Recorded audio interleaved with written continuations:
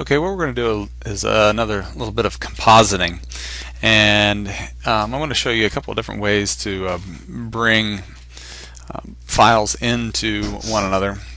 We've been doing a lot with bringing two files in by placing them, but I want to show you a couple other ways and also some navigational tools. So if I go to File and Open, and I've went to my challenge 5 practice images, and what we're going to do here is going to make a little space alien thing abducting George Washington. So I'm going to hit open here, and then I'm also going to file and open. I could have done a shift select and selected multiple objects, and they would have opened, but you can see that now they've opened up in tabs.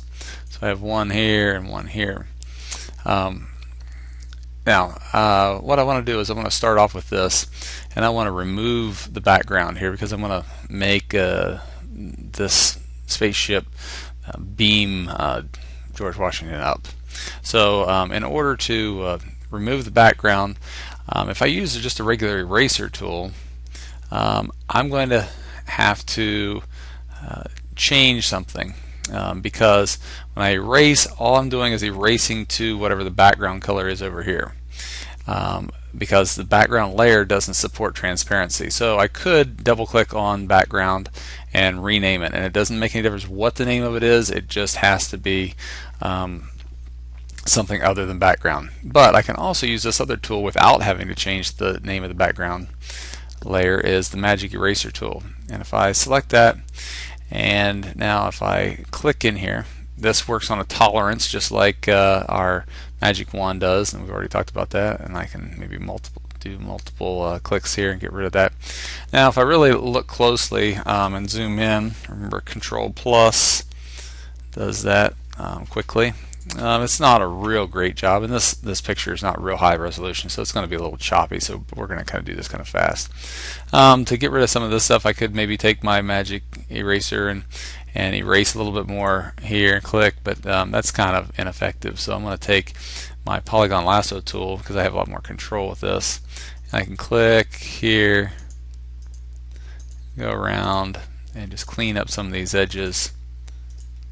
And remember, with the Polygon Lasso tool, we have to go all the way around and close the shape, and then I can hit delete. And Control D is deselect. And I'd want to go around and clean these things up, but I'm not going to clean up too much for the sake of time. Now, one of the things I can do is to just kind of drag this over, and I can float both of these windows. And all I need to do really now that I've got that done, is I can go to my move tool and click on this image, and I can click while holding, and I'm dragging, and then I release, and I can drop it into this other frame. So then I don't need this anymore. I can hit no. Alright, now that's on a separate layer, and I can move this up somewhere like maybe above George. And I could scale it by Control T and make it bigger or smaller. But what we want to do is, now we've been talking about color correcting, and this time this is a really properly exposed image. But what I'm going to do is I'm actually going to do a little destroying it. So I want to select my background image, and then I'm going to add a levels adjustment, and I got my histogram here, and really you can see that my histogram looks good. I really can't do too much, maybe just tweak the highlights just a hair, but I want to kind of make it look like nighttime. So in this case, I'm going to move the middle slider. I'm just going to darken the midtones, and so I'm not really affecting the highlights too much. I'm not really affecting too much the darks, so I still want to maintain some of the detail here, but I'm just going to drop this down a little bit and make it look like it's a little bit nighttime. Alright, so that's kind of quick and easy. Now, no space alien is going to be complete without a laser beam, so I'm going to make a new layer up here, and I'm going to take my Polygon Lasso tool, and I'm going to make like a little beam coming down from the bottom, and I just click, and I click, and I click, and I click. What that's going to do is I didn't have any feather on, so that's going to be a really sharp edge. And so if I fill that, and I'm just going to do that really fast here with some kind of a bright green. Hit OK, and then Alt Backspace fills. I'm going to hit Control D, and you can see that's a really sharp line.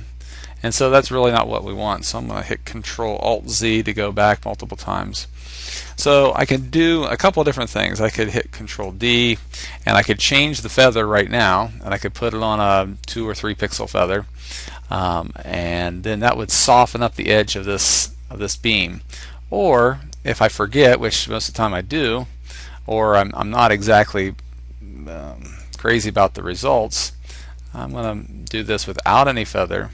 I'm going to show you another way to modify that. So once I've already got it done, I can't change this. It's not going to do any good, but I can do it right here. I can go to Select, Modify, and Feather, and now I can add a feather, and I'm going to kind of bump this up kind of strong, maybe about 10, and let me show you just a straight fill here. Now you can see that this edge is much fuzzier. I'm going to hit Control Z because I don't want to do it exactly that way. Now what I want to do is I want to put a gradient, so I want it to be stronger light up here and coming down and a lighter light. So I'm going to click on the gradient tool, and I'm going to make a custom gradient. Now I can click on this stop, and I'm going to change and make that bright green. Make it a little bit brighter. And down here I want to make it that same green. And it's going to look kind of odd here. You're not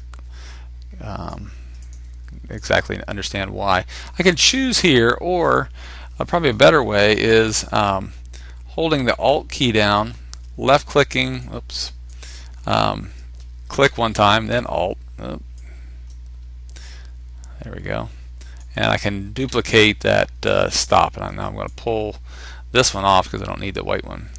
Now this we haven't talked about a lot, but these stops up here is the opacity of that color. So this one, if I click here, is 100%, and this one is 0%. So it's going to fade off and trail off into transparency. So I'm going to hit OK, and now I'm going to choose linear gradient, and I'm going to click up here and drag down.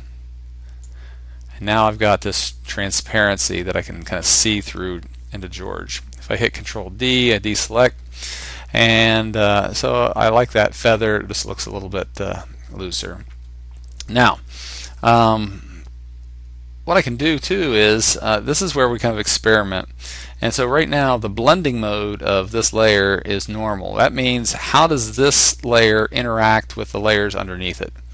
And so right now it's normally, if it was 100% opaque, then it's just going to cover up whatever's underneath. But if we try some of these other modes, we can kind of sometimes get some happy results. So if I just click in the window and then I use the arrow keys down, that's kind of interesting. Darken, multiply, color burn, and you can kind of scroll through these and choose whichever one you think kind of looks good. I like the overlay myself. So it really affects the lights but doesn't really do much to the darks.